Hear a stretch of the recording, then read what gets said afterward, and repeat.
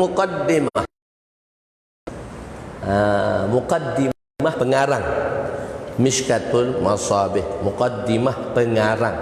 So muqaddimah ni ialah khutbah lah. Apa pendahuluan yang nak diberitahu oleh pengarang. Macam mana kitab ini dia susun, macam mana apa yang dia nak ceritakan dalam kitab ini. Dia bahagikan kitab ini kepada berapa bab, setiap bab ada berapa hadis, setiap bab ada berapa fasal, apa keinginan dia. Oh, fasal pertama hadis Bukhari Muslim sahaja, fasal kedua selain Bukhari Muslim, fasal bagi pengarang kedua. Itu dia akan ceritakan apa keinginan beliau pengarang kedua tadi di dalam muqaddimah pengarang. Okey. Sekarang kita buka muka surat 86. Muka surat 86. Muka surat 86, 85. Biografi ringkas Imam Baghawi. Dan 86 biografi ringkas Imam Khatib At-Tibris. Nama kitab kita ialah Mishkatul Masabih. Nama kitab kita Mishkatul Masabih. Kitab Mishkatul Masabih ni ialah kitab yang kita akan belajar kalau sistem Deobandi sebelum kita mempelajari sistem Dauratul Hadis, iaitu kitab Sihah Sittah. 6 kitab sahih tadi, Bukhari, Muslim, Tirmizi, Ibnu Majah, Nasa'i dan sebagainya lah. Dan situ kita belajar di tahun akhir 10 kitab hadis di situ. Jadi sebelum kita belajar di kitab itu, kita akan belajar Mishkatul Masabih. Mishkatul Masabih kita namakan dia Mauquf Alaih. Ni akak-akak yang tak ada belakang tu, kesian yang tak ada rihal. Letakkan 2-3 rihal lagi kat belakang. Nanti duduk pegang je. Lama kita duduk ni. Kena pakai rihal. Ustaz kena pakai rihal, Ustaz? Lama. Kita duduk sampai petang. Saya duduk sampai malam tu tak apa. Saya kesian orang yang duduk dengar ya. Orang duduk ceramah tak kisah. Orang ceramah ni dia ceramah sampai subuh esok pun saya boleh. Kalau tuan-tuan duduk sampai subuh, saya boleh sampai subuh insya-Allah. So orang ceramah dia tak kisah. Orang yang dengar tu kadang dia tidur, kadang dia sedar. Itu je lah. Jadi orang ceramah ni dia takkan tidur. Dia sambil berceramah dia tak tidur. Tetapi kadang-kadang mengantuk datang tertidur juga dalam ceramah. Tak tahu apa yang nak dicakapkan. Okay, biografi. Jadi kitab kita Mishkatul Masabih. Mishkatul Masabih ni 2 kitab sebenarnya. Asal kitab Masabih. Asal kitab ni Masabih. Pengarang Masabih ialah Imam Baghawi. Ni pengarang pertama. Dalam muka surat 89 ni pengarang pertama Masabih. Pengarang pertama. Beliau ialah nama beliau ialah Muhayyiz Sunnah. Gelaran beliau ialah Muhayyiz Sunnah. Muhayyiz Sunnah. Dan kunyah beliau Abu Muhammad. Kunyah beliau ialah Abu Muhammad. Nama orang Arab ni dia suka pakai nama kunyah. Kunyah ni ialah bapa kepada si fulan, ibu kepada si fulan. Abu Bakar radhiyallahu anhu. Sayyidina Abu Bakar itu bukan nama dia tu, itu kunyah dia. Bin Abu Quhafah. Abu Quhafah tu pun juga bukan nama dia. Nama dia lain. Tapi Sayyidina Abu Bakar semua orang kenal. Nama Sayyidina Abu Bakar ialah Abdullah. Abdullah bin Abu Quhafah. Nama Abu Quhafah tu kunyah dia. Nama dia Amir. Abdullah bin Amir. Atuk dia nama Osman. Abdullah bin Amir bin Osman. Tak ada siapa kenal. Satu orang sahabat nama dia Abdullah bin Amir bin Osman radhiyallahu anhu. Siapa ya? Tak ada orang kenal. Sebab dia tak dikenali dengan namanya. Nama Sayyidina Abu Bakar Abdullah. Nama dia Abdullah. Tapi orang tak kenal dia. Nama Abdullah. Abu Hurairah. Nama dia Abdurrahman. Orang tak kenal dia. Oh, Sayyidina Abdullah bin Amir bin Osman. Itulah Sayyidina Abu Bakar. Oh, Apa tak cerita awal-awal? Kenapa tak beritahu awal-awal? Itu nama kunyah. Kalau orang tanya saya, Mas Mukal Karim, Ustaz nama apa? Saya kata Abu Anas. Tulis Husnul Hizam. Hasnul Hizam nama saya. Tapi kenapa kata Abu Anas? Abu Anas tu ialah nama kunyah saya. Anak lelaki saya pertama ialah Anas nama dia. Muhammad Anas. So saya letak nama saya Abu Anas. Kalau orang Arab tanya, Mas Mukal Karim, ismi Abu Anas. Dia faham dah. Orang Arab dia faham dah. Sebab orang Arab dia tak akan letak nama asal dia. Dia tak kata kita je letak nama asal. Nama asal pun dekat 3 juzuk. Muhammad bin Muhammad Ash-Shitabi Al-Quraisy Al-Aqsisi baru bin 5 jenis dah nama pun. Nama kan zaman sekarang kan panjang-panjang belaka. Pening nak baca. Senang orang Arab nama dia pendek je. Kan? Jadi nama gelaran beliau Abu Muhammad.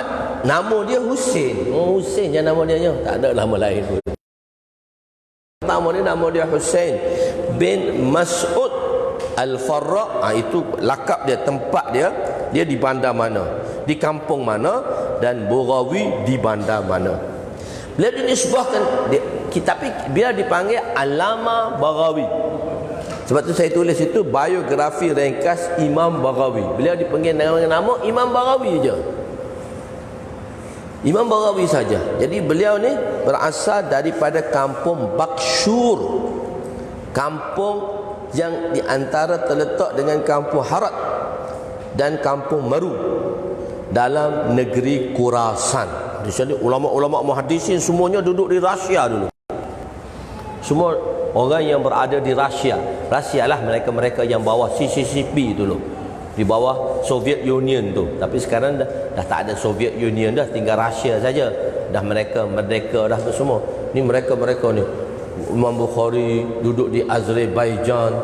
Pergi sekali tempat Imam Bukhari. Azerbaijan. Masya-Allah. Dia punya madrasah, tinggalan madrasah dia ajib, tempat wuduk saja boleh ambil 20,000 orang sekali wuduk. Pergi sekali sana tengok di Azerbaijan tu madrasah Imam Bukhari, peninggalan madrasah Imam Bukhari. Tempat wuduk sekali ambil 20,000 orang selesai. Tempat wuduk kita kan 45 je. Dia tak 20,000. Sekali ambil 20,000. Sebab yang hadir dalam majlis Imam Bukhari ratus ribu anak murid. Jadi sebab tu dia buat qolah yang boleh ambil air sembahyang 20,000 orang sekali ambil. Jadi 5 kali ambil 100,000. Cukup lah tu. Tidak nak tunggu 100,000 ambil air sembahyang macam mana. So dia buat qolah besar. 20,000 orang boleh muat. 20,000. Madrasah kami belajar di Pakistan, di markas dakwah. Tandas 3,000. Tandas saja 3,000. Tandas saja 3,000. Bukan masjid tu, tandas 3,000. Tak tahulah orang ramai mana. Sebab tandas 3,000. Jadi besar, tempat besar-besar gitu. Jadi beliau lahir pada tahun 432 Hijrah. Dia di kalangan ulama yang kelima lah, tahun kelima Hijrah. 432, dia ulama kurung pertama 1 hingga 100, kurung kedua 101 hingga 200, kurung ketiga 201 hingga 300, kurung keempat 301 hingga 400. Kita sekarang kurung ke-15. Jadi 401 hingga 1500. Kita berada pada tahun 1441. Lihat, saya rasa saya nak cakap cepat dah. Kau nak suruh saya slow lagi, perlahan lagi sikit. Sebab saya kadang boleh speed, kadang boleh perlahan. Sebab masa pendek, sampai petang tu pun tapi masa pendek. Saya nak cerita banyak. Sebab tu saya lajukan percakapan. Tapi kalau terlampau laju angkat tangan je, takut tak faham. Sebab saya mula ni pun saya dah laju dah. Nanti nak akhir-akhir tu lagi laju. Jadi takut tak faham. Tak apa, kita perlahan-lahan. Cuba ingatkan saya, kalau ustaz laju perlahan sikit ustaz, boleh tak? Gitu. Tidak saya tok laju je. Sebab kalau kepala nak berhabis. So dia kena laju perkataan dia. Menulis memang lama lah. Saya menulis kitab ni 10 tahun baru siap. Lama menulis. Mengajar sekejap menulis tu lama. Jadi beliau mahir. Beliau mati pada tahun 83 tahun beliau hidup. Beliau dikenali dengan seorang yang bersifat wara, zuhud, faqih. Beliau muhaddis, beliau mufassirin. Beliau ialah seorang ulama yang bergerak, yang beramal dengan ilmunya. Beliau ialah seorang mufti di zaman beliau. Itu baca. Beliau hidup simple, takalluf. Dalam bahasa Arab dia kata perkataan ghair takalluf. Dalam kitab saya banyak perkataan-perkataan Arab yang saya akan gunakan ke dalam bahasa Melayu. Cuma saya akan bracket dengan makna Melayu. Sebab orang suka kan, orang suka cakap, dia cakap tengah-tengah dia speaking. Cakap-cakap tengah-tengah dia speaking. Dia nak memperkenalkan bahasa Inggeris dalam bahasa Melayu. Sehingga ada suku kata dalam bahasa Inggeris telah dimelayukan.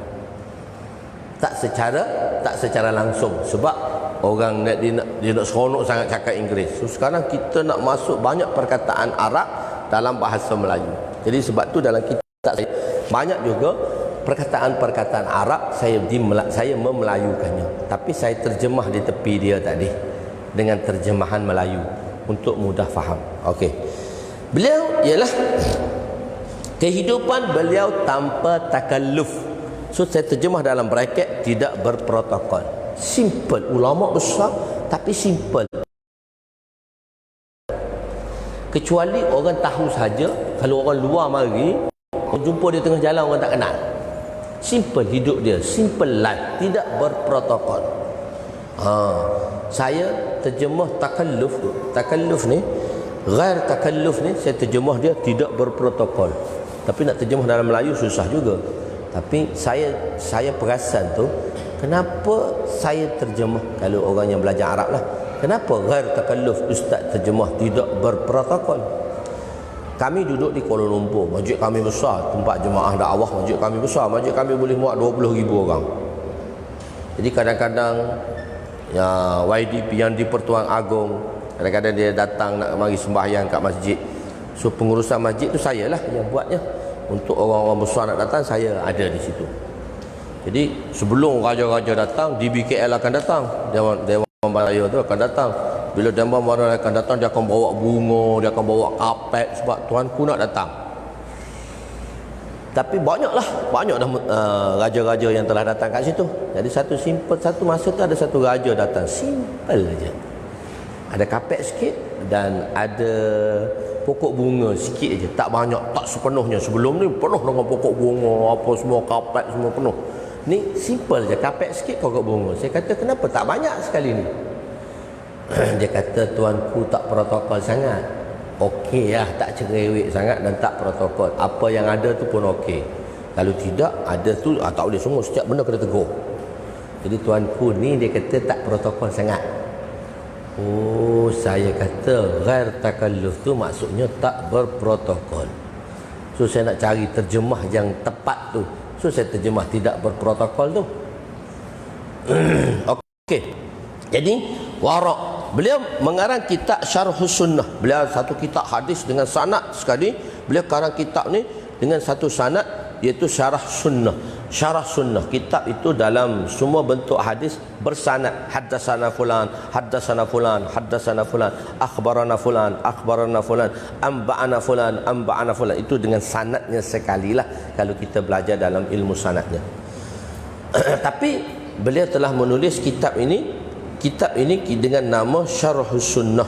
Dan masa itulah beliau telah bermimpi berjumpa dengan Nabi SAW. Setelah selesai menulis kitab tersebut, Nabi doa pada dia, ahyakallah kama ahyaita sunnati. Moga Allah Ta'ala hidupkan Tuan sebagaimana Tuan telah menghidupkan kata-kataku, hadis-hadisku dalam dunia penulisan. Itu dalam kitab. Sebab tu beliau digelar dengan nama Muhayyi Sunnah, orang yang menghidupkan sunnah Rasulullah. Sebab tu nama dia Muhayyi. Nabi doa dengan perkataan ahyaka. Ahya yuhyi. Ahya sirah madhi. Mudhari' dia yuhyi. Ihya'an. Ahya yuhyi ihya'an. Masdari dia ihya'an tu, dengan makna if'al. Ba' if'al. Ba' if'al. Khair. Tak apa, ihya'an. Ihya'an. Jadi beliau telah menghidupkan sunnah Nabi. Nabi pun doa dia, semoga Allah Ta'ala hidupkan kamu, sejahterakan kamu, kerana kamu telah menulis hadis aku. Oh, itu Nabi. Sebab itu beliau digelar dengan nama Muhayyi Sunnah. Itu nama beliau. Jadi Imam Baghawi, kita panggil dia dengan nama, satu nama saja, Imam Baghawi. Imam Baghawi ni semua orang dah tahu dah. Ulama bermazhab Syafi'i yang begitu faqih, dia adalah bermazhab Syafi'i, begitu faqih, muhaddis, dia banyak kitab-kitab ditulis. Imam Baghawi ialah menjaga taharahnya, banyak kitab-kitab yang ditulis. Itu Imam Baghawi. Beliau wafat pada tahun Syawal pada tahun 516 Hijrah di Meru dan dikebumikan di sebelah makam Syekh. Kitab beliau tak ada sanad. Qala Rasulullah sallallahu alaihi wasallam. Kitab Masabih ni nama dia Masabihus Sunnah. Masabih ni maksud dia pelita. Misbah tu pelita.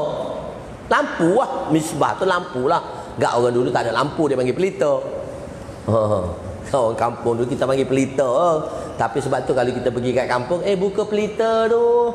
Makcik-makcik kita, nenek-nenek kita yang lama tu, tolong buka pelita tu. Mana buka lampu lah. Orang Thailand masih guna lagi pelita, dia panggil. Dia kata orang Malaysia ni, orang Malay ni naik motor buka pelita, dia kata. Naik motor buka pelita tengah hari. Mana kan motor kita kan tak boleh tutup lampu. Jadi dia kata buka pelita. Orang Malay ni dia kata tengah-tengah hari naik motor buka pelita, dia kata. Maksudnya lampu lah tu, misbah. Dia orang dulu dia panggil pelita, kita sekarang panggil lampu. Sekarang tak panggil lampu dah, LED dah belakangnya. Lampu LED dia makin nama tu berubah. Nama berubah tapi benda tu je, lampu je. LED ke pelita ke lampu apa ke tak kisahlah. Jadi misbah ni cahaya, lampu. Jadi hadis ni seperti cahaya. Sebab itu pengarang pertama meletakkan kitab dia dengan nama Misbah Masabihus Sunnah. Masabih itu adalah pelura, jamak pada perkataan misbah. Pelita. Jadi hadis-hadis ni pelita lah bagi umat ini. Dan bagi kita syariat kan ada 4. Quran, hadis, ijma' dan qiyas. Jadi salah satunya asas kepada syariat ialah hadis. Hadis, Quran dan hadis. Tapi nak faham tu kena dengar ada ijma'. Ada ijma' dan ada qiyas. Jadi di 4 sumber syariat kita tu. Dalam mazhab semua ada 4 sumber tadi. Quran, hadis, bukan Quran hadis saja tak. Ijma' pun ada, qiyas pun ada. Okey. Jadi oleh kerana hadis ni, kitab ni dia tak ada sanad. Dia qala Rasulullah sallallahu alaihi wasallam. Tapi semua orang kenal. Muhaddis ni, Ulama Baghawi ni adalah satu ulama yang faqih, ulama yang siqah. Siqah maknanya dipercayailah, orang yang diyakini, siqah. Orang yang diyakini. Ya, ulama-ulama yang adil dan siqah. Adil dan siqah pula kalau kita belajar, adil dan siqah ni dia kena ada 2 sifat. Takwa dan muruwah. Dia ada sifat lagi. Itu kita belajar dalam mustalah lah. Takwa dan muruwah. Apa takwa? Menjaga sesuatu daripada melakukan dosa. Itu maksud takwa, bukan takut. Takwa ni al-ijtina' maksudnya, menghindarkan diri daripada perkara yang tidak disukai oleh Allah. Jadi takwa ni ada 3 takwa. Dalam Quran kata ada 3 takwa. Laisa 'alal ladzina amanu junahum fi mata'imu idza mattaqaw sekali. Wa amanu wa amilus solihat summa taqaw 2 kali. Wa amanu summa taqaw wa ahsanu. Wallahu yuhibbul muhsinin. Dalam Quran sebut 3 kali takwa. Untuk orang yang beriman dan orang yang beramal soleh. So takwa pertama ulama bahaskan yang menghindar diri. Takwa kedua, orang yang menghindarkan daripada dosa-dosa besar dan dosa kecil secara berterusan. Takwa ketiga, orang yang menghindarkan diri dia selain daripada Allah.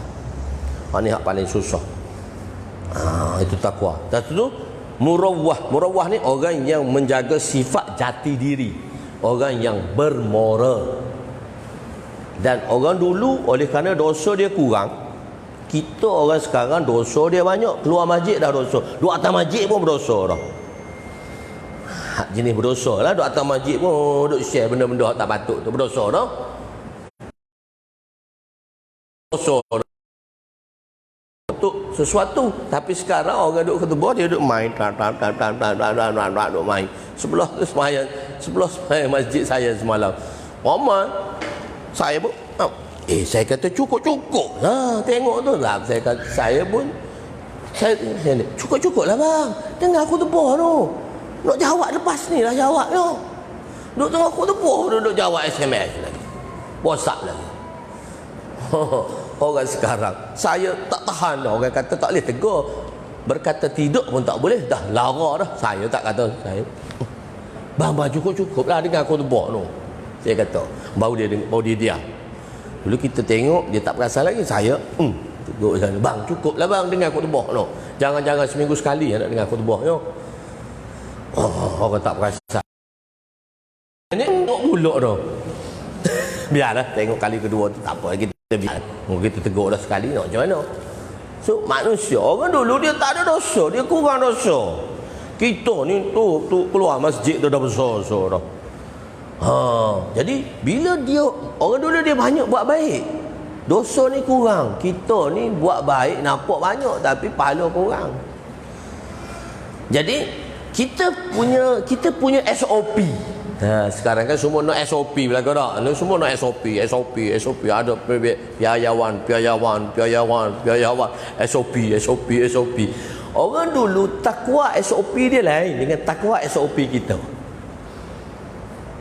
Orang dulu oleh kerana dia pahala banyak, kita ni pahala kurang, dosa banyak, maka kita telah mentarikh maruah lain. Orang dulu tarikh maruah lain.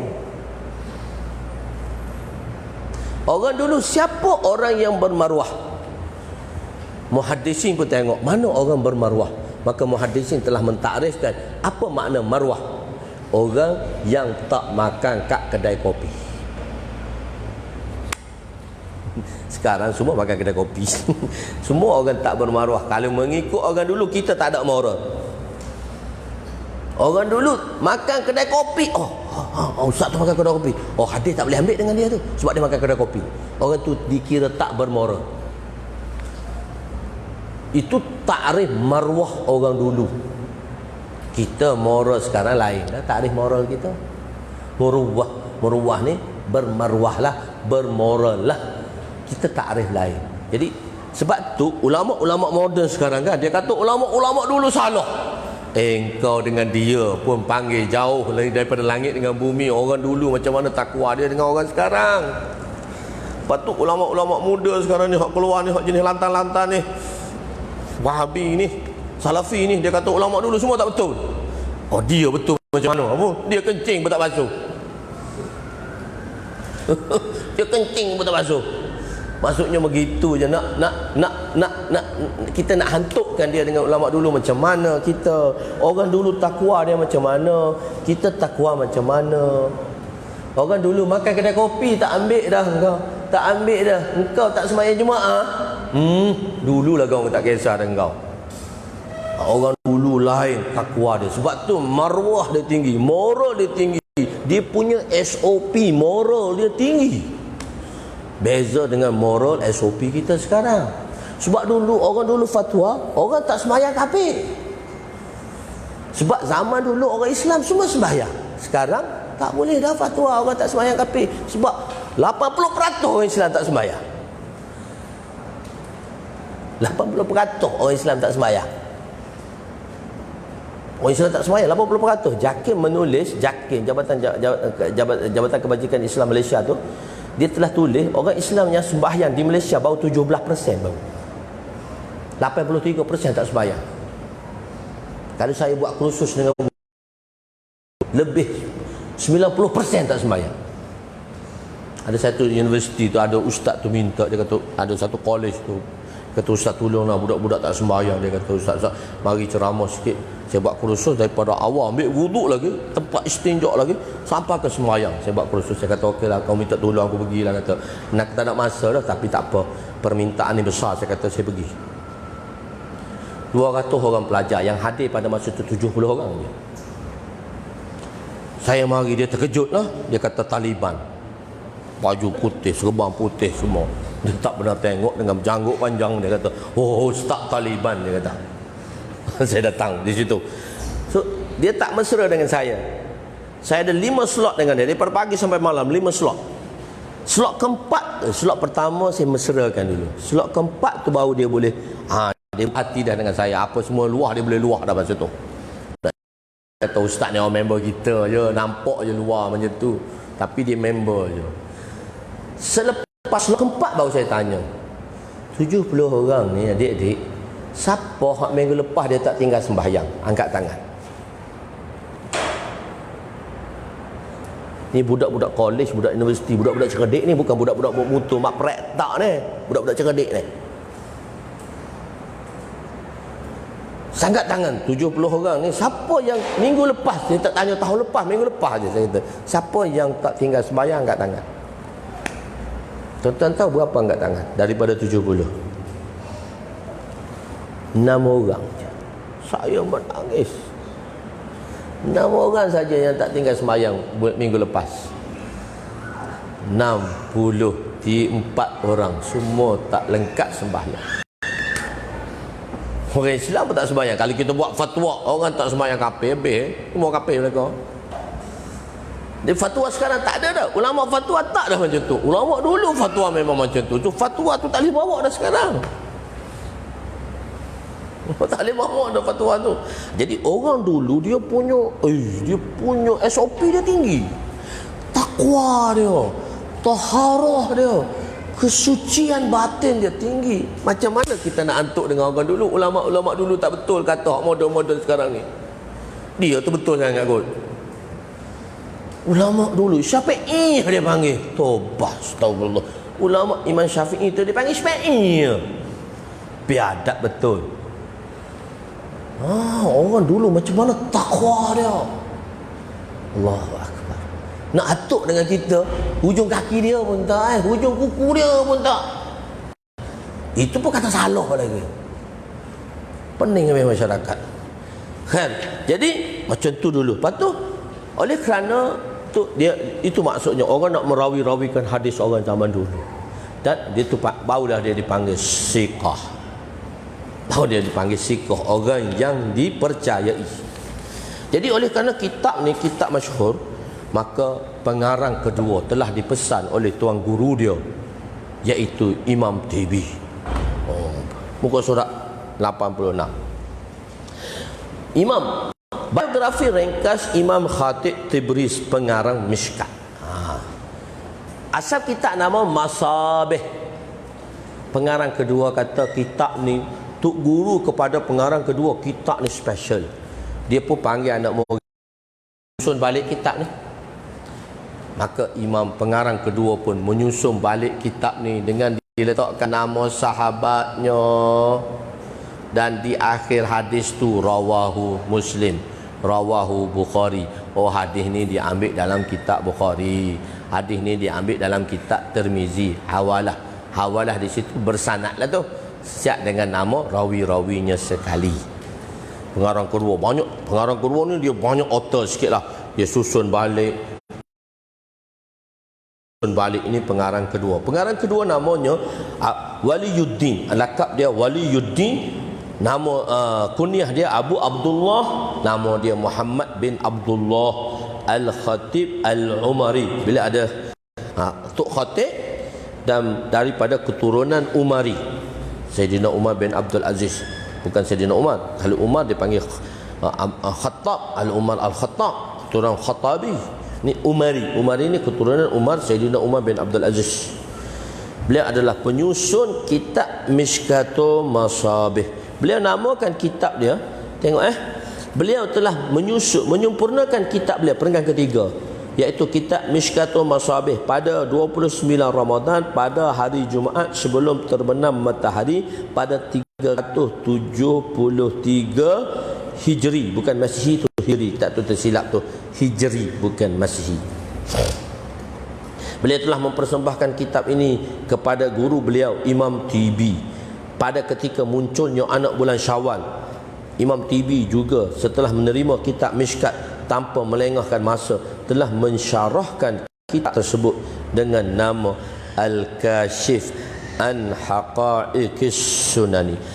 Tok guru panggil anak murid susun balik kitab Masabih, dan selepas anak murid susun balik kitab tu bagi pada tuan guru dia syarah pula hadis dalam kitab itu mengikut mazhab Syafi'i. Sebab Imam Tibi adalah bermazhab Syafi'i dan Imam Tibris bermazhab Syafi'i.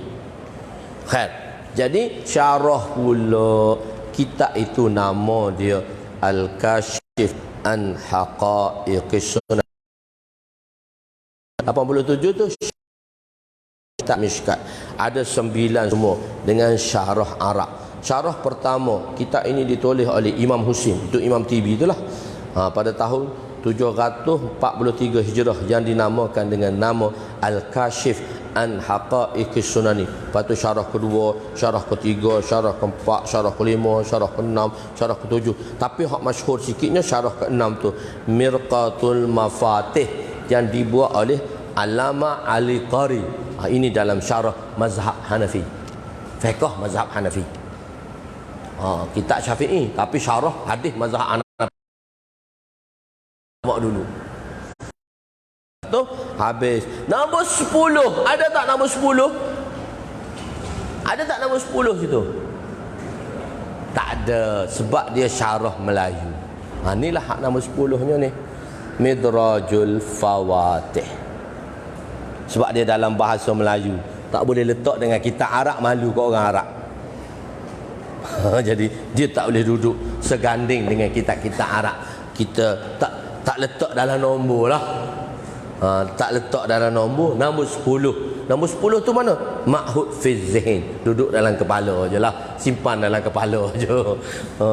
Jadi nombor 10 tu, itulah nama dia, Midrajul Fawatih.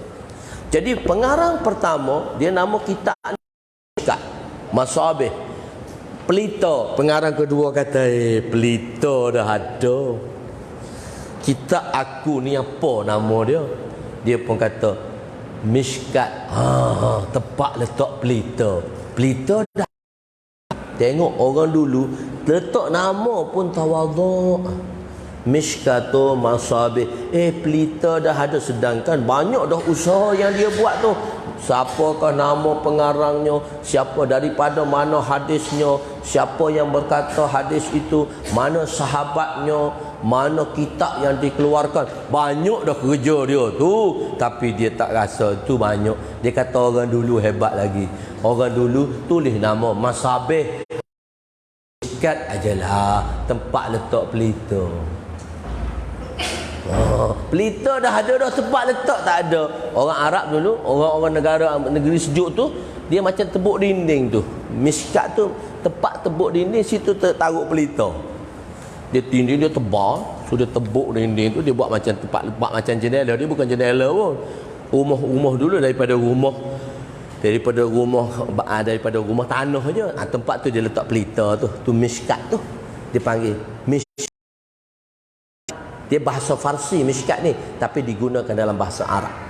Mishkat, dan Arab pun panggil, dalam Quran pun kata Mishkat juga. Mishkat maksudnya tempat pelita. Pelita dah ada dah, tempat letak tak ada. Jadi kitab aku ni sebagai tempat letak pelita. Lepas tu buka balik sebelum muka surat 1. Muka surat XX. Muka surat XX. Muqaddimah pengarang Midraj. Itu baru saya. Alhamdulillah, segala puji bagi Allah, selawat dan salam ke atas penghulu sekalian alam. 1000 kesyukuran dirafa'kan kepada Allah kerana dengan izinnya dapatlah si hamba yang lemah ini menyiapkan terjemahan kitab Mishkatul Masabih dan syarahannya. Sedikit syarahannya. So saya tulis syarahannya. Sesungguhnya ini satu kerja yang tidak seberapa jika dibanding dengan kerja-kerja ulama-ulama yang terdahulu. Nyata kitab ini muncul dalam lambakan kitab-kitab yang hebat, maka diharapkan ia memberi manfaat yang menjadi simpanan bernilai bagi penulis apabila telah tiada nanti. Masa tak ada ni, moga-moga kitab ni sedekah jariah kita sampai, saya niat kitab sedekah ni, sedekah jariah ilmu ni sampai bila-bila. Allahu Akbar. Penulis menamakan kitab ini dengan nama Midrajul Fawatih. Pelita dah ada, tempat dah ada, cuma nak ambil pelita tu kena ada tangga. Pelita kan duduk tempat tinggi, tu kan pelita duduk tempat tinggi. So lampu ni duduk tempat tinggi, so nak naik lampu tu kena ada tangga. Maka saya namakan kitab ini dengan nama Midrajul Fawatih, tangga pembuka ilmu. Kitab ini dinamakan sebagai Midrajul Fawatih, yang memberi makna tangga pembuka ilmu. Syarah bagi kitab Mishkatul Masabih, sebuah kitab hadis yang besar. Bagi pendapat penulis yang hina ini, apalah artinya sebuah tangga? Tangga itu ada makna pun, kerana ia hanya diibaratkan sebatang kayu yang keras. Sekarang tak ada tangga kayu dah, tangga besi belaka, tangga batu, tapi tangga tu dengan kayu lah. So kita ambil tangga dululah, tangga kayu. Apalah artinya sebatang tangga? Kerana ia hanyalah diibaratkan sebatang kayu yang keras, dipijak orang yang melaluinya. Tetapi bila dikaitkan dengan ilmu, besar selalu. Bila dikait dengan penuntut ilmu, maka terserlahlah kepentingan tangga tersebut, kerana yang melaluinya adalah orang-orang pilihan Allah. Orang yang nak mengaji ni Allah pilih aja. Allah pilih saja. Nak jadi ustaz ni pilihan Allah aja. Sebab tu ramai ustaz instan sekarang, nak mengaji pun tak jadi ustaz. Biarlah nak macam mana rezeki dia. Dia bukan ustaz pun orang panggil semua dia ustaz. Pandai ceramah sikit orang panggil ustaz. Mengaji pun tak. Tapi tak apa rezeki dia macam mana.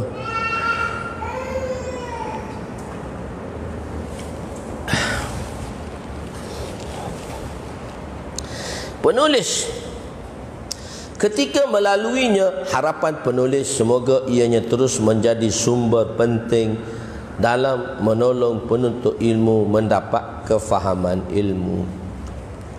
So, mukaddimah ni bukan saya tulis. Kan saya tulis macam ni. Mukaddimah ni ialah orang rumah saya tulis. Orang rumah saya dia belajar lama pada saya lagi. Dia bahagian spesialis, bahagian Quran lah, sanad Quran. So dia ada sanad dan semua sekali. Rumah saya dia ada satu kelas besar, program Al-Quran bersanad. Dia mengaji di Syria, dan ramai dah anak-anak murid yang hampir 200 orang dah dapat sanad dengan Syekh Quraijim damat barakatuhu. InsyaAllah nanti bulan 6 ni akan ambil sanad lagi anak murid dia dalam 100 orang dengan Syekh Quraijim akan datang nanti bulan 6 tahun depan. Dah ramai dah. Dulu mengajar kat masjid je, anak murid 3-4 orang je, mengajar free je. Tapi ustazah tunggu, anak murid tak datang. 10 tahun tak habis. Saya kata, Umi, kita tak boleh buat sistem lama. Kita buat sekarang, siapa nak mari kena bayar duit. Baru orang berharga ilmu tu. Sebab free 10 tahun orang habis. Ustazah tunggu anak murid tak mari. Hari minggu kadang cuti, kadang bercuti. Saya kata tak ada, kita buat sistem lain. Kita buat sistem bayar. Bayar pun tak mahal pun. Sistem berbayar, biar orang tahu nilai benda tu. Lepas buat sistem bayar tu 3 tahun, beratus orang dah habis sanad. 3 tahun tu dekat 200 orang dah habis sanad. Habis sebuah Quran baca talaqi. Habis sanad lepas kena tu. Baru sebab orang tak tahu benda tu. Tidak free, orang tak tahu. Orang kata free, apa? Free kot nak kita sikit. Orang tak ada nilai. Orang Malaysia ni macam tu, kena bayar baru dia bernilai. Sekolah hak mahal tu, hak tu ramai orang kata. Tak tahu buat apa jadi macam tu. Bukan kita nak jual ilmu tak, tapi nak letak supaya manusia rasa nilainya ilmu tadi. Berasa bernilai ilmu. Dia tulis semua ni, rumah saya tulis ni. Dia banyak. Dulu saya tu dah 2010 dah saya siap dah. Saya tulis ni 2010 siap dah. Saya mengarang 2010 saya siap dah kitab ni. Dan 2014 baru kitab ini dikeluarkan jilid pertama. Sekarang baru 5 jilid baru. Dalam 10 jilid tu ada 5 jilid baru. Jilid ke-6 akan siap dah. Jilid ke-6 bab haji dengan bab muamalat. Jilid ke-6 last saya final check dah untuk dicetak. Anak murid saya yang menaik bersama saya lah. Penghargaan kepada empunya peribadi yang agung Muhammad sallallahu alaihi wasallam, kepada empunya rahmat ar-rahmatul muhdat al-mustafa sallallahu alaihi wasallam, kepada yang telah bersabda taraktu fiikum amrain lam tudillu ma tamassaktum bihima kitabullah wa sunnatu nabiyyi. Tuan-tuan tengok di sini hadis taraktu fiikum amrain di sini. Itu bukan bunga tu. Khat kufi di situ hadis. Design ni orang rumah saya buat. Tapi khat ni kawan saya yang tulis. Dia pandai khat. Saya bayar dia 500 tahu nak tulis khat ni. Tuan-tuan tak faham. Kita orang tulis saja yang faham. Kalau saya tak beritahu, tuan-tuan tak faham pun. Hadis dia taraktu fiikum amrain lan tudillu. Tu lam tudillu ma in saqtum. Tu hadis itulah. Lam tudillu ma tamassaktum bihima kitabullah wa sunnati nabi. Taraktu fiikum amrain, semula 2 kali saya tulis tu. Kha sudus, kha sulus, kha farsi, kha ni ada 5 kha di sini tu. Satu kha dia ambil 100. Rezeki dia tak apa. Saya kata takkan dengan aku kau nak ambil 500 juga. Tak apa, dengan kau ustaz aku bagi 300 je. Saya bayar lebih. Saya kata ambil 600. Itu tangan kau punya hal. Itu rezeki kau kata. Saja nak tengok member bui kata kawan tu, dia kata ambil lah ustaz 300.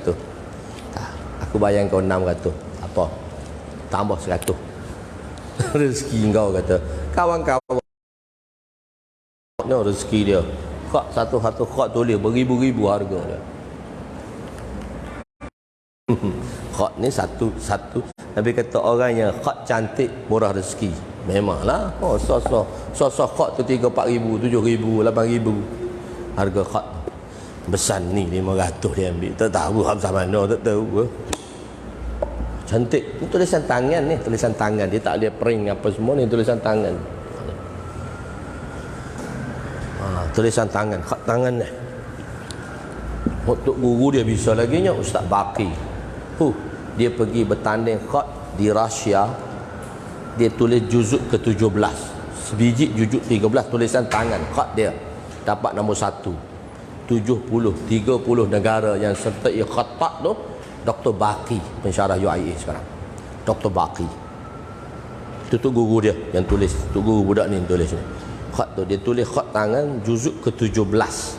Dia pergi bertanding semua khat dunia ni. Khatak dunia Arab semua mari berlaku ni. Dia dapat nombor 1. Malaysia dapat nombor 1. Tapi orang tak bersohor pun, mana bersohornya, tak tubik berita pun. Orang tak tahu nilai. Orang tak tahu nilai. Kita je tahu, sama-sama kita je tahu. Nombor 1 dapat. Dia tulis juzuk nombor 17. Satu juzuk dengan khat. Bertanding semua khatak-khatak dunia tulis satu-satu juzuk masing-masing dengan khat masing-masing. Nombor 1 tahu tidak ada 30 orang tu nombor 1. Khair. Orang yang tahu jauh hari saja yang mengenal manikam. Hal lain orang tak tahu. Betul lah pepatah kata macam tu, jauh hari saja yang mengenal manikam. Macam orang tunjuk kat kita cincin lah ustaz nilam ni berapa? 45,000. 40 ringgit aku. Orang Johari saja yang mengenal manikam. Insya-Allah. Kan? Itu tentang sedikit sebanyaklah tentang perkara ini. Kita berhenti 10.30 untuk rehat pertama. Jadi itu sedikit sebanyaklah pengenalan yang saya dah buat. Itu Muqaddamatul Mishkat. Itu pengarang-pengarang Mishkat. Lepas tu tuan-tuan pergi kepada muka surat Adab-adab belajar hadis, muka surat 71. Adab-adab belajar hadis. Saya nak terangkan sedikit sebanyak tentang adab-adab belajar hadis. Sebab kita sampai petang. Saya buat kitab ni cepat. Dalam kitab ni, kitab keseluruhannya 6,000 hadis. Dalam jilid pertama hanya 280 hadis sahaja. Jilid pertama ni ada 2 kitab. Kitabul Iman bersama dengan Kitabul Iman ada 5 bab. Dan selepas tu kitab kedua Kitabul Ilmu. Di Kitabul Ilmu dia tak ada bab. Dia ada fasal sahaja. Dia ada 83 hadis. Itu Kitabul Ilmu. Susah dah. Di tengah-tengah tu dia ada pembahagi tu. Kitabul Ilmu tu. Kitabul Ilmu tu dia ada pembahagi. Berpegang teguh kepada Al-Quran. Kitabul Ilmu dia tak ada pembahagi di sini. Dia tak buat pembahagi. Kalau kitab-kitab lain saya dah bahagikan dah warna biru di situ. Dalam jilid kedua tu Kitabut Taharah, Kitabul Salat saya dah bahagi dah warna biru semua. Macam mana saya bahagi warna-warna biru di sini? Tak ni. Sebab tu orang syorkan saya, Ustaz, kenapa tak bubuh gambar? Saya kata kitab tua tak ibu gambar lah. Gambar tak bersuara saya kata. Sekarang kan semua kitab dah ada gambar, ada pengarang-pengarang. So tak payahlah pengarang-pengarang gambar. Jadi muka surat 71. Adab-adab belajar hadis. Di sini saya tulis semua adab-adab belajar hadis ada 9. Ada 9 tentang adab-adab belajar hadis. Dan kalau kita nak belajar hadis, kita kena tahulah tentang adab-adab belajar hadis. Saya sebut sedikit sebanyak, yang lain tuan-tuan bacalah. Pendek. Saya tulis pendek sebab kalau satu-satu tulisan saya tak hurai panjang. Tapi kalau saya dalam mengajar di Kuala Lumpur, saya hurai panjang. Tu orang tulis, orang kata, Ustaz, kenapa tak tulis macam mana Ustaz mengajar? Tulisan pendek aja, huraian panjang lagi. Saya kata kalau tulis macam mana huraian, dia tak jadi 10 jilid, dia kena jadi 30 jilid. Paling kurang 30 jilid, siapa nak baca, saya kata. Tuan guru kami, dia tulis kitab-kitab berpuluh-puluh jilid. Tuan guru kami Muhammad Musa Rohani Bazi, kalau di Malaysia ni masyhur dengan kitab Berkat Makiyah tu. Kitab selawat Berkat Makiyah tu. Itu tuan guru saya tu, Maulana Musa Rohani Bazi. Beliau mengajar hadis Tirmizi bagi kami. Beliau telah menulis syarah kitab Tirmizi dengan nama Riyadhus Sunani. Kitab tu 51 jilid. Tulisan tangan ada lagi 51 jilid, tak cetak lagi. Masa kami duduk mengajar tu dia tak cetak lagi. Dan kitab tu memang tak cetak lagi, mahal. Sebab nak cetak tu berjuta-juta kena cetak. Harga dia mahal sebab dia 52 jilid, 51 jilid. Saya kata, tuan guru, siapa nak baca? Dia kata, puak-puak engkau lah kena baca, orang lain tak boleh baca. Dah panjang dia tu. Jadi saya nak buat 30 jilid. Saya kata saya ringkas jadi 10 jilid. Itu dipendek-pendek, penerangan dia tak panjang-panjang. Patutnya kena ada syarah. Kalau ustaz dia basic kitab ni ada, dia syarah sendirilah pula, pandai-pandai dia dah mula-mula ngaji belakang dah tu kan. Okey, macam tu. Okey, kita adinu, agama itu satu peradaban. Kita beradab. Orang dulu dia belajar adab dulu baru dia belajar ilmu. Fiqh apa semua dulu dia belajar adab dulu. Sebab tu kalau dia belajar nahwu, daraba Zaidun amran, tak apa dah. Walaupun misal daraba Zaidun amran, dia tak pukul orang dah. Sebab dia belajar adab dah.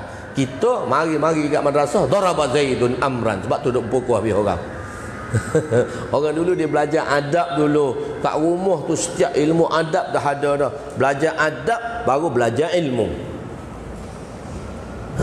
Sebab tu misal dia tak bagi misal Zaidun amran, tak. Dia misal daraba Zaidun amran. Dia tak kata akrama Zaidun amran.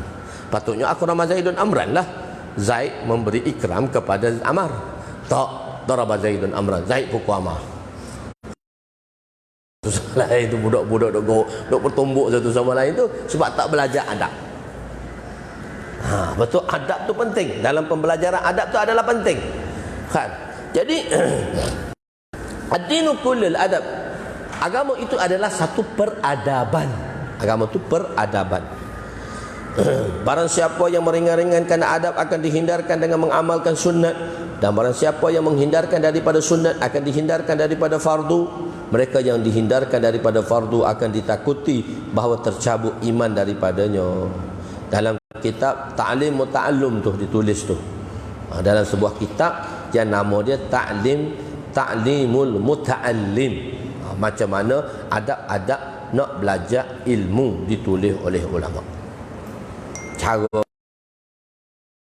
pertama sekali penting niat kena betul. Innamal a'malu binniyat. Hadis niat ni duduk nombor 1 dalam muka surat 100 ni. Hadis niat ni nanti kita akan baca. Kalau boleh hari ni pun kita akan baca juga hadis niat tadi, iaitu di dalam muka surat 100. Tak hadis muka surat Muqaddimah Miskat. Tak ada lagi muka ni dalam muka surat 119 hadis niat. So saya tak nak ulas, kita akan ulas di tempat hadis niat nanti 119. Pertama kita kena betulkan niat. Niat kita semata-mata untuk dapat redha Allah. Kita mencari niat betul. Orang tua kita kata dulu nawaitu, kena sahih.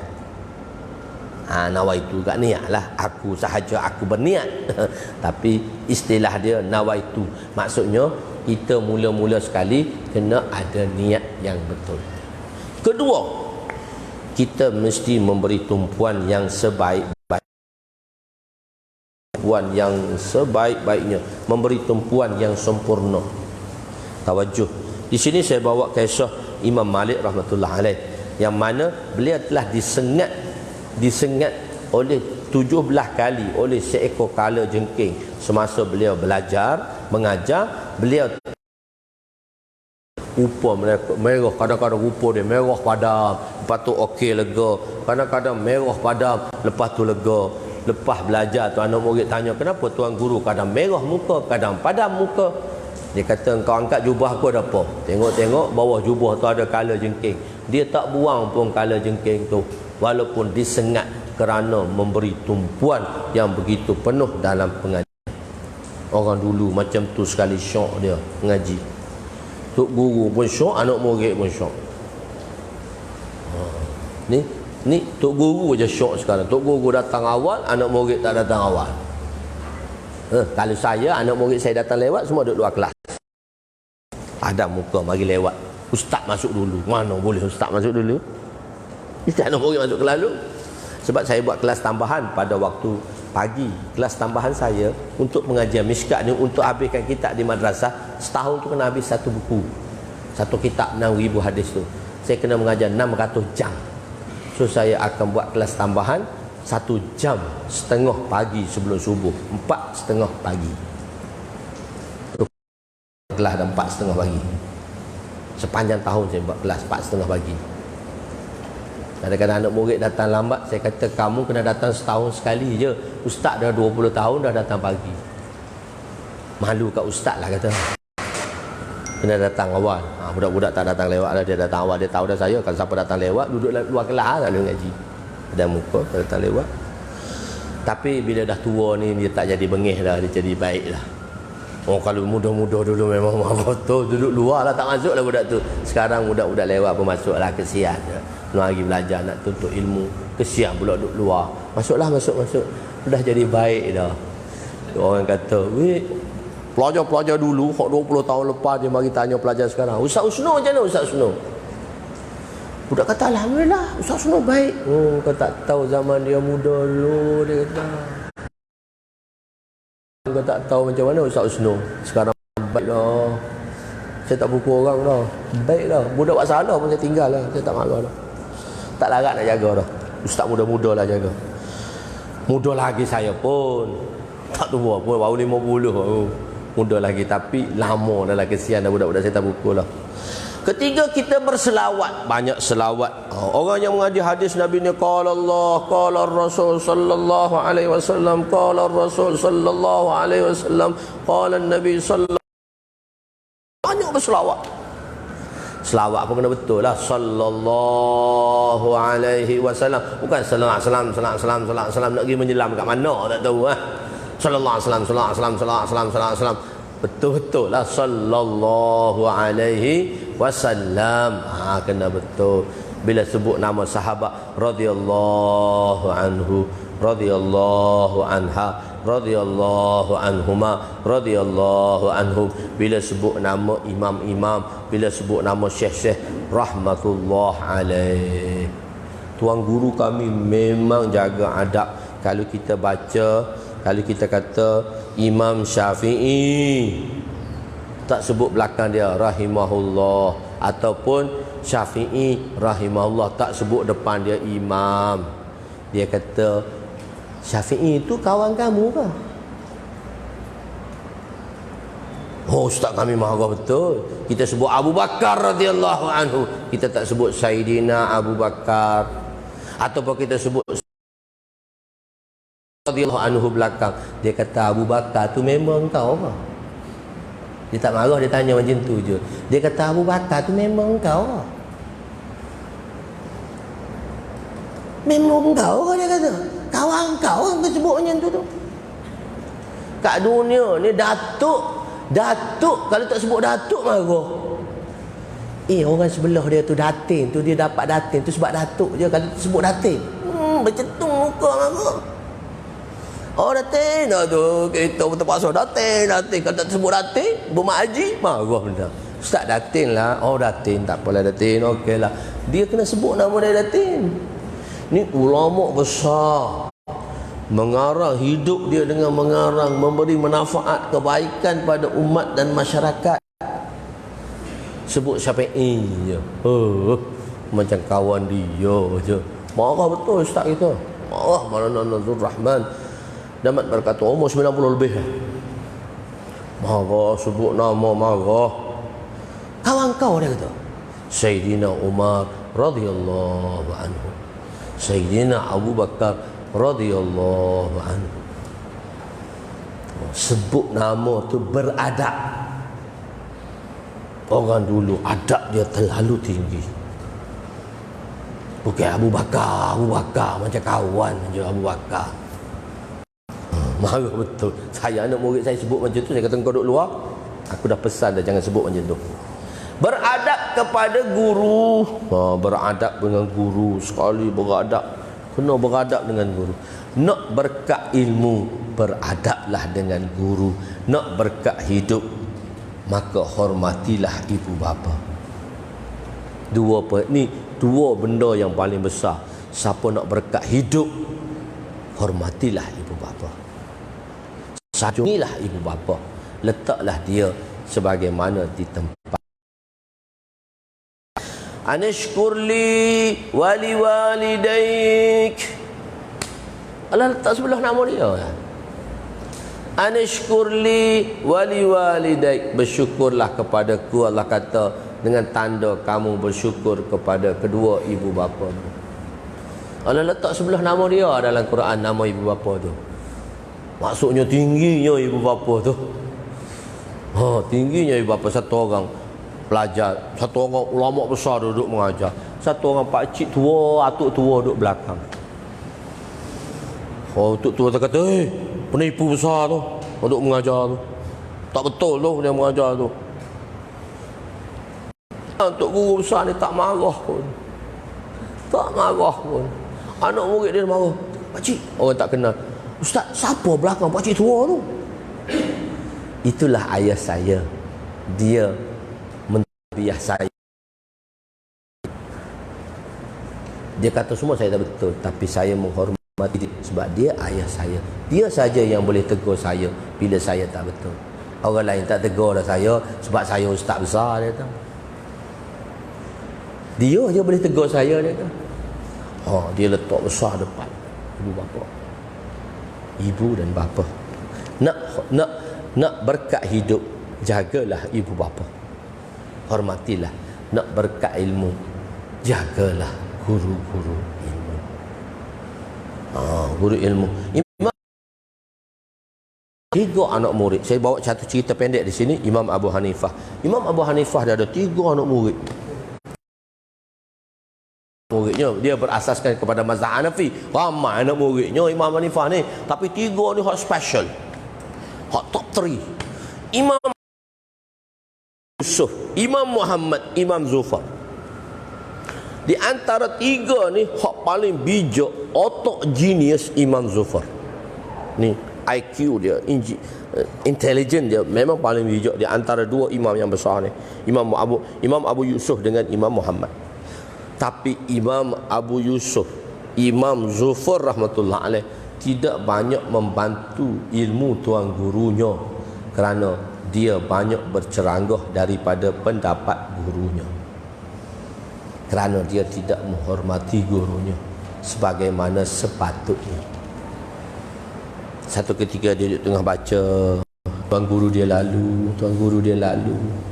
Dia tahu tuan guru dia lalu. Sebagai anak murid, pelajar mesti bangun pada tuan guru. Itu adab dia, orang berilmu. Bangun. Dia tahu tuan guru dia datang, dia buat dak je, duduk baca je. Imam Abu Hanifah lalu sebelah, dia kata, Zufar, ilmu tu semua kau dapat, tapi berkat kamu tak ada. Keberkatan ilmu adalah bersama guru. Orang kata Allah hormat guru, taksub dengan guru. Kena taksub, kena hormat tuan guru. Lepas tu Syekh Nordin pula duk apa? Kau duk tengok, oh macam sembuh Syekh Nordin belakang duk cium tangan dia belakang. Kan ada gambar duk viral Syekh Nordin duk cium tangan dia tu. Dia kata tengok macam penyembahan semua cium tangan belakang. Bertunjuk satu orang duk tunjuk lah, orang Wahabi dia tunjuk saya. Lebih pada ni lagi kami buat pada tu guru kami tau. Bukan cium tangan kami junjung lagi. Apa salahnya saya tahu. Lebih pada ni lagi kami buat pada guru kami. Cium tangan tak ada apa kata.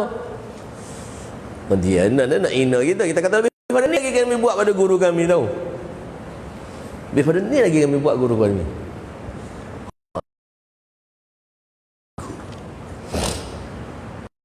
Sanjunilah guru. Sekarang guru tidak disanjuni lagi. Allah, di Selangor tu kawan saya kena. Dia pukul budak 3 orang. Budak tak sembahyang. Budak tak nakal, tak sembahyang. Dia pun pukul. Lepas dia pukul 3 orang tu, lama dia baru dia nak pukul. Pasal tekeh tak sembahyang.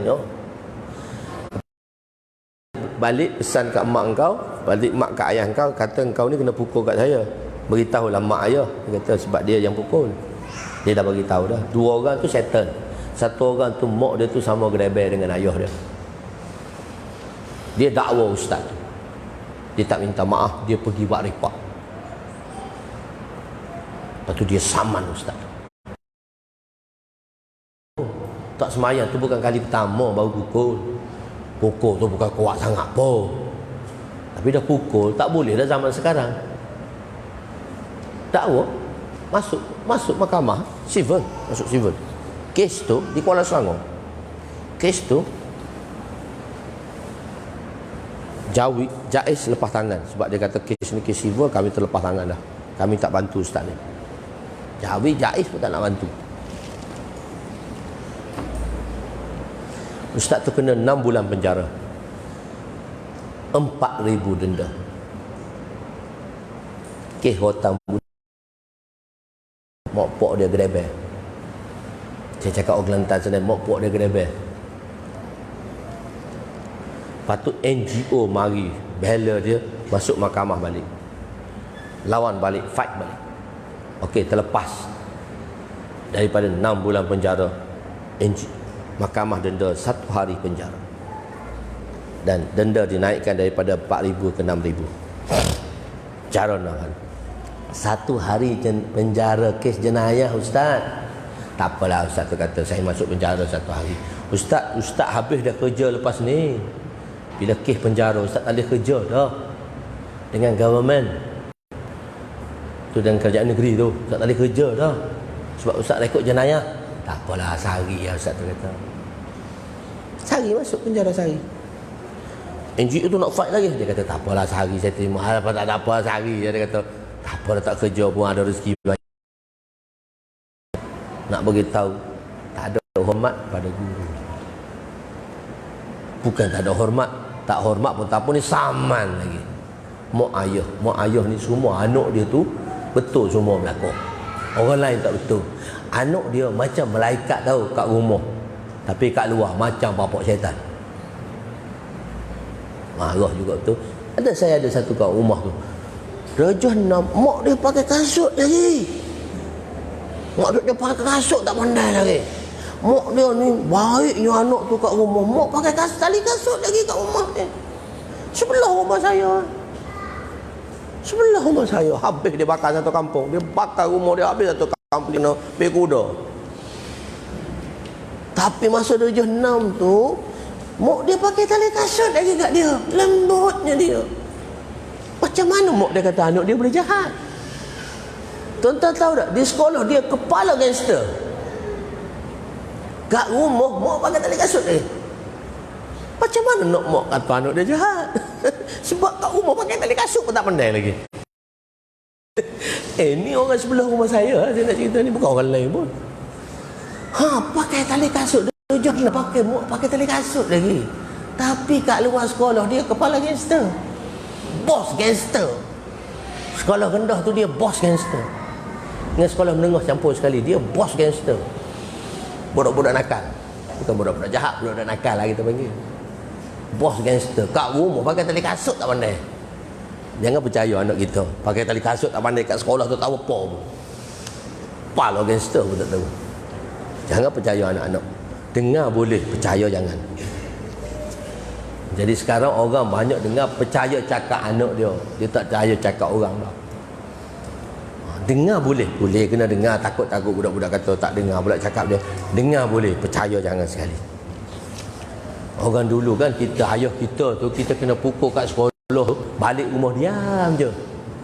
Kalau tahu ayah kena sekali lagi kat rumah. Zaman sekarang cikgu pergi dakwa anak, bapa-bapa pergi dakwa cikgu. Tak hormat lagi. Ilmu sudah habis. Ilmu dah habis zaman sekarang. Adik-adik, belajarlah, hormatilah guru. Di situlah keberkatan ilmu. Kami sanjung guru kami. Dengan berkat tu kali ikut bolehlah mengajar sikit masyarakat. Sebab kami sanjung guru kami. Kami buat macam raja guru-guru kami. Saya khidmat pada tuan guru saya 4 tahun. Saya tidur bawah kaki dia. 4 tahun saya tidur kat kaki dia. Tempat madrasah, ada rumah tapi duduk madrasah. Tempat madrasah tu saya jaga semua. Saya duduk bawah kaki dia 4 tahun saya tidur bawah kaki dia. Hormat. Kami hormat pada guru-guru kami. Lepas tu beradab dengan ilmu dan beradab dengan tempat-tempat menghasilkan ilmu. Pen adalah satu alat yang menghasilkan ilmu. Pen ni satu alat untuk hasilkan ilmu. Kita pakai seluar. Saya masih lagi pakai seluar. Saya masih lagi dengan orang kata macam orang Pakistan aja. Saya memang pakai kurta zaman dulu. Saya tak pakai jubah pun. Saya yang salah satu balik daripada Pakistan tak berjubah. Saya dengan style asal saya berkurta. So saya pakai seluar. Seluar ni ada tali. Tali dia ada satu alat untuk masukkan. Sekarang tali tu saya dah mati kat seluar tu dah. Susah nak buka tutup. Dulu dia ada tali. Tali tu dia ada tempat untuk letak tali. Dia panggil nara. Kita letak tali celah tu, kita masuk dalam seluar. Kadang-kadang kita tak ada tempat alat tu, kita guna pen. Kita guna pen cucuk.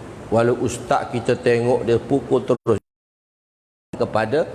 kepada kalam ni yang menghasilkan ilmu. Pen ni pun kena hormat sebab dialah menghasilkan ilmu. Kita tulis ilmu, kita dhabit ilmu.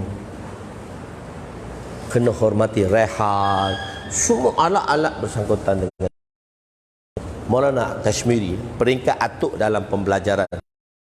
Ingat semua beliau baca. Tapi anak murid tanya tuan guru, kenapa hebatnya tuan guru? Satu ketika dia pergi di India, dia pergi di Mesir. Dalam library ada satu kitab fiqh. Nama kitab tu tidak bersangkut paut dengan orang mati dan orang hidup. Sebab tu saya kata nama kitab tu simbolik sikit nama dia. Nurul Izzah. Nama kitab tu Nurul Izzah. Nama kitab tak bahagian Hanafi. Sebab tu saya kata tak mati dan tak hidup tu. Orang mati orang hidup tak terlibat. Nama kitab tu Nurul Izzah. Nurul Izzah nama kitab tu. Jadi kitab Hanafi daripada taharah sampai haji. Kitab tu dalam 300 muka surat. Kita belajar 6 bulan. Kita belajar juga fiqh Hanafi. Walaupun kita Syafi'i, kita belajar fiqh Hanafi. Cuma kita tak amal fiqh Hanafi je. Kita amal fiqh Syafi'i. Tok guru kita semua Hanafi, tapi kita tak jadi Hanafi pun kita tetap Syafi'i. Sebab kita ada dalil. Semua macam-macam ulama ada dalil. Kita walaupun kita mengaji Hanafi, kita tak terpengaruh dengan Hanafi. Dan kita tak boleh pun tuan guru kita marah pun ikut Hanafi, kau ikut Syafi'i lah, mengaji apa dengan kami, ikut mazhab kamu masing-masing. Sebab kita bukan nak faham fiqh saja, kita banyak selain daripada fiqh lagi ilmu-ilmu tu. Jadi tuan guru tadi dia pergi di mana? Allah, dia pergi di Mesir. Kitab tu nama Nurul Izzah. Kitab tu dia kata kitab fiqh, kitab mazhab Hanafi. Dia kata boleh tak saya nak pulang, saya nak bawa balik ke India, saya nak tulis balik kitab ni. Orang Mesir kata tak boleh. Kitab ni hanya boleh baca di library sahaja, tak boleh library. Kitab ni kitab lama. Kitab ni tak ada dah. Kitab lama, nuskah lama. Cetakan baru ada tapi kitab ni kitab lama. Tapi di India masa tu tak tulis lagi. Dia 100 tahun lepas. Dia kata bagi saya satu malam, dia baca satu malam dalam library tu, balik di India dia tulis balik semua. Baca satu malam tu, dia ingat semua. Lepas tu hak dia tulis tu dia hantar kat Mesir, suruh check balik betul tak betul. Semua satu-satu pun tak ada salah. Cuma sirah dia tukar. Ada sirah yaf'alu, dia berubah taf'alu. Kenapa dia taruh taf'alu? Dia bagi tahu ilah dia, domir dia sepatutnya begini-begini. Itu sahaja dia beritahu. Sepatutnya domir tu bukan dengan ya, domir tu dengan ta. Kenapa ta? So dia bagi ilah dalam nahwu. Tu dia beza sedikit domir dan sebagainya. Hak lain dia tulis biji betul. Tanya dia, ilmu dia memang hebat. Anak murid tanya, tuan guru, nama dia Maulana Anwar Kashmiri rahmatullah alaih. Kalau dalam pengajian dia adalah peringkat datuk kami. Tuan guru saya anak murid dia. Maulana Anwar Kashmiri rahmatullah alaih. Beliau hafalan beliau begitu hebat. Beliau sekali baca, beliau dia punya memory baca 30 tahun boleh ingat. Allah Ta'ala jadi otak manusia, mengikut kajian pun otak manusia ni hebat. Dia boleh menghafal data 1 bilion data. 1 bilion data. Kalau data tu, setiap data tu kita PC kan dia, PC kan dia. 1 bilion data ni ialah sama seperti 2 buah KLCC. Penuh bangunan KLCC tu dengan kan. Maksudnya Allah cipta otak manusia ni menara KLCC.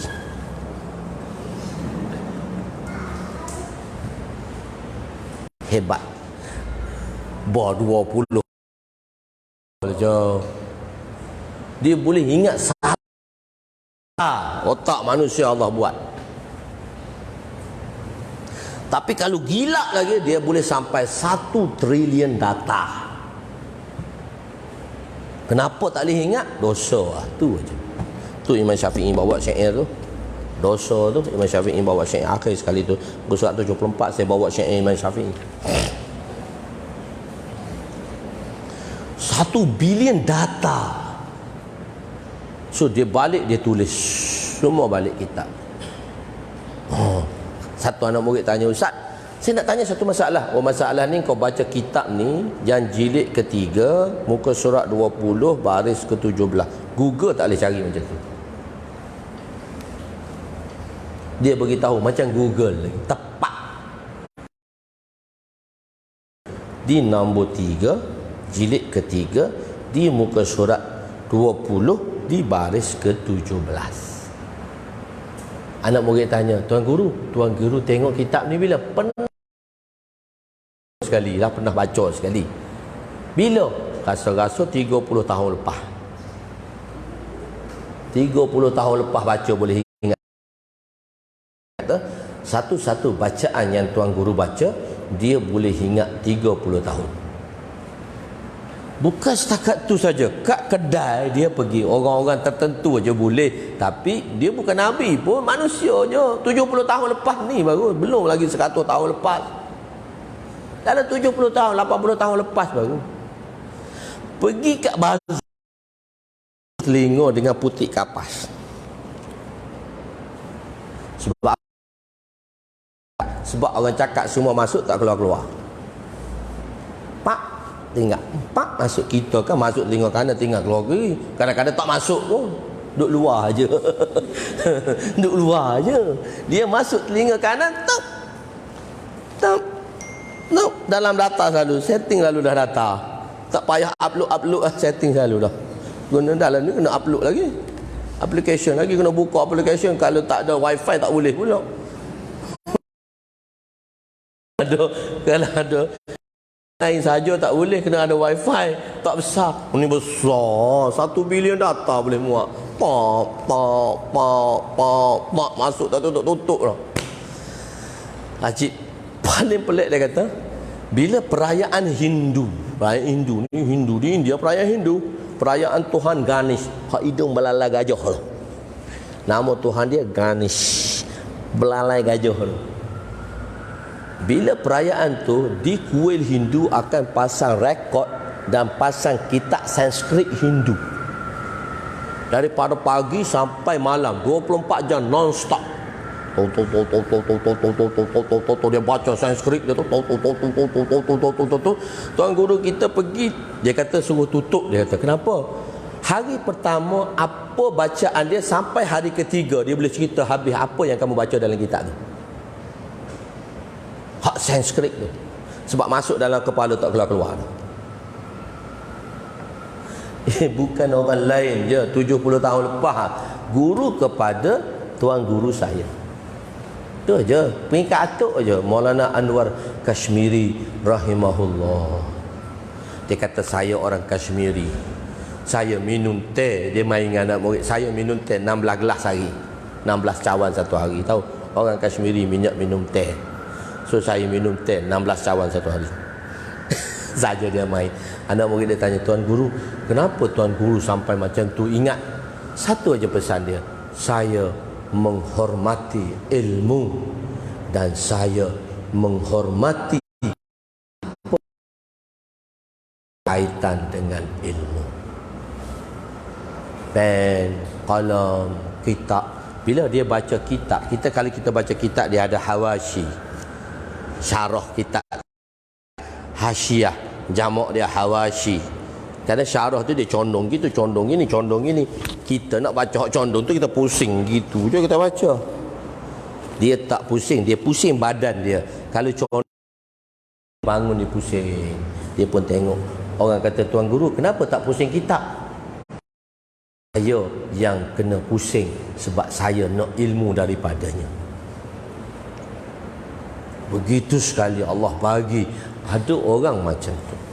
Jadi berwuduk, kita kena berwuduk, jaga berwuduk, panjang minyak atas, mengambil berat tentang hadis itu baca sendirilah. Lepas tu solat taubat sebelum belajar, ihtimam mengambil berat untuk solat taubat sekurang-kurangnya 2 rakaat supaya kita berada dalam keadaan bersih daripada dosa.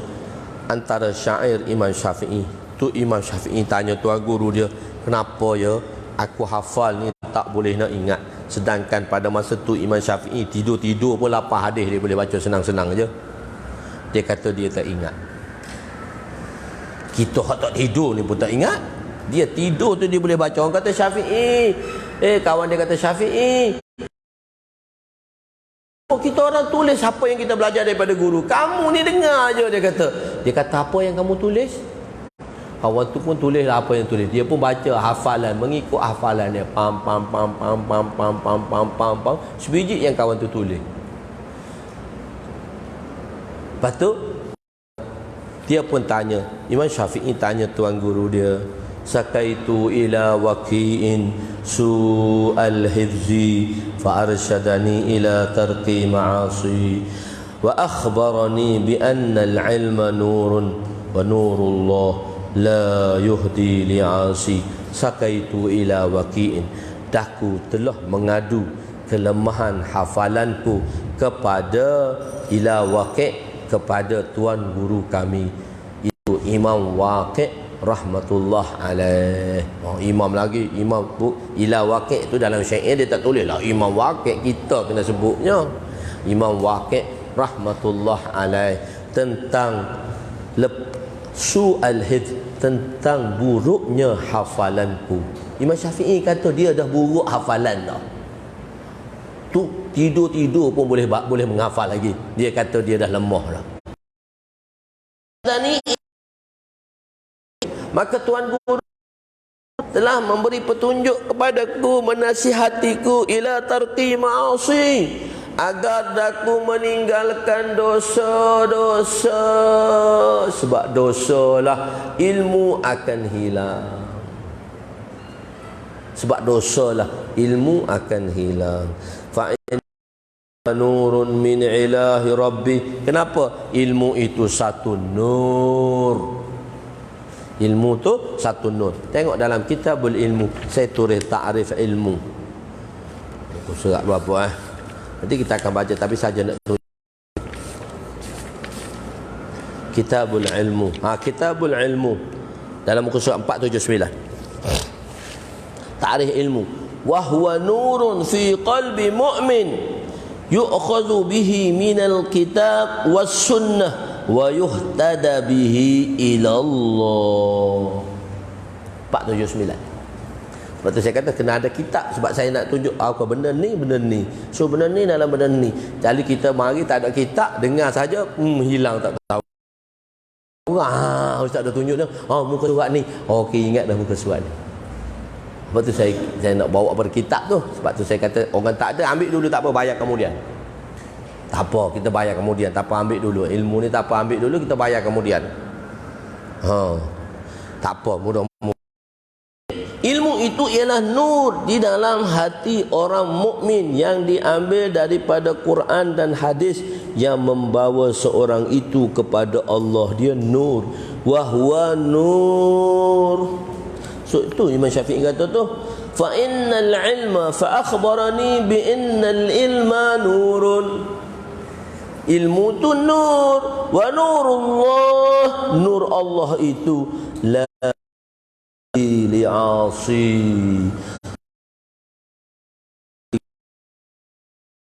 Laku maksiat, orang berdosa dia tak boleh duduk. Sebab tu kita tak ingat, sebab kita banyak dosa. Kita kena selalu bertaubat dan beristighfar dan bertaubat. Itu sedikit sebanyaklah. Lepas tu saya bawa dia dalam kitab ni, saya bawa dia mereka-mereka yang menolak hadis, orang mungkirin hadis. Saya bawakan misal-misal dia. So tuan-tuan baca sendirilah. Dan saya bezakan muka surat 77, saya bezakan ilmu hadis dengan ilmu sejarah. Kenapa ilmu hadis ni beza dengan ilmu sejarah? Lepas saya bawa maujudah munkirin hadis tahun muka surat 79. Siapakah orang sekarang yang dikira munkirin hadis, yang tak boleh terima hadis? Saya bawa sedikit-sedikit.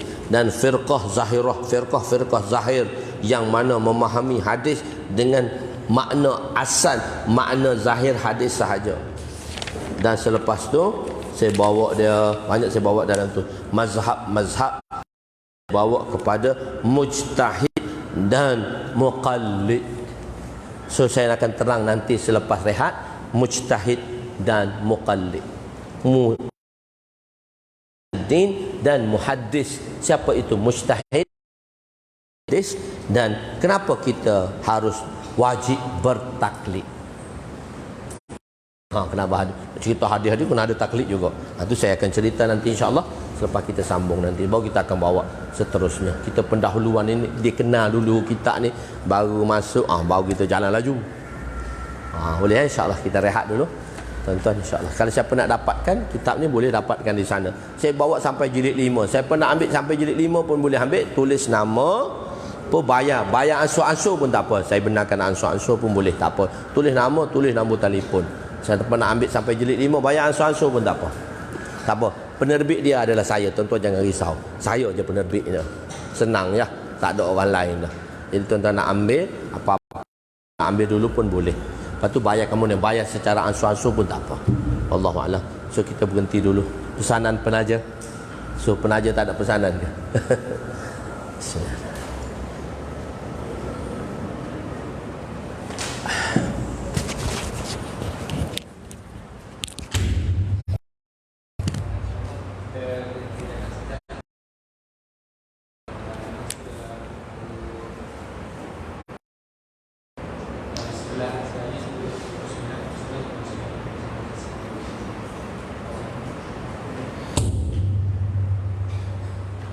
Ya, ya, insya-Allah.